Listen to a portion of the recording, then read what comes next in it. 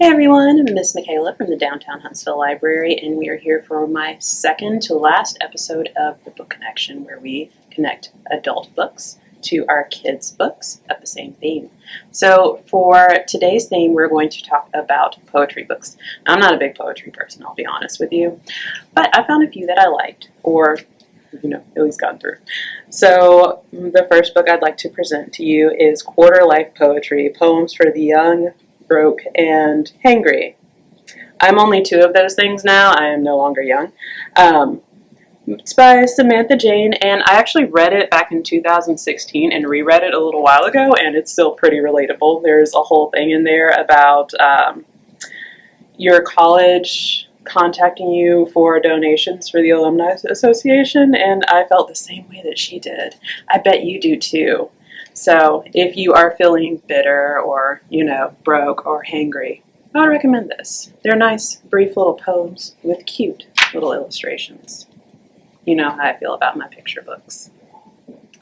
My next one is I Would Leave Me If I Could, and it's a collection of poetry by Halsey. Honestly, because I'm not a big poetry person, I really just picked it out because of the title and the cover art. I love good cover art. And it wraps around the back. Now, I wasn't a huge fan of her poetry, but they're nice and short, and there were bits and pieces of it that I did find, were slightly relatable. I would recommend it for people that do listen to her music or just like pop in general and are kind of in their feelings a little bit. My last book of poetry is Good Woman, Poems and a Memoir from 1969 to 1980 by Lucille Clifton. Now, this book I actually read a couple of years ago, but I was introduced to Lucille Clifton when I was getting my undergrad degree.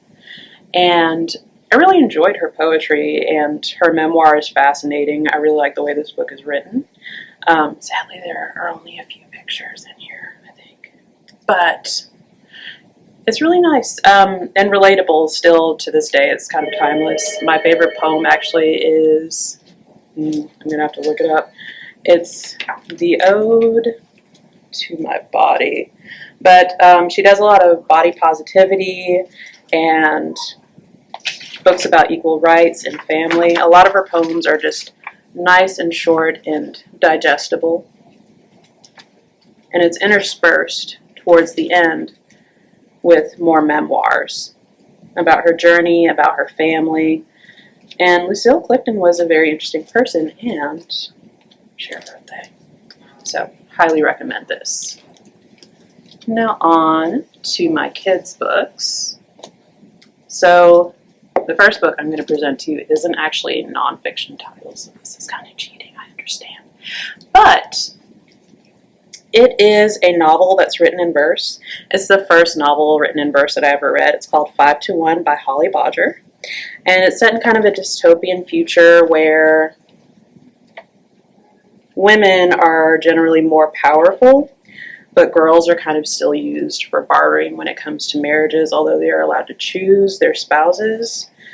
And it's about this girl as she is coming of age, getting ready to select her spouse, and coming to terms with the inequality of the genders and how hard it is to be a woman and to be a man by the standards of their society. It was really interesting. It was a very interesting take on dystopian futures and rights, and I would recommend it. It's not completely in verse, which helped me a lot because, again, I'm not a big poetry person, but I think you'd enjoy it. My next one is from our juvie nonfiction area. It's called Behold the Bold, Umbrellaphant, and Other Poems by Jack Prelutsky. I'm 80% sure I said that correctly.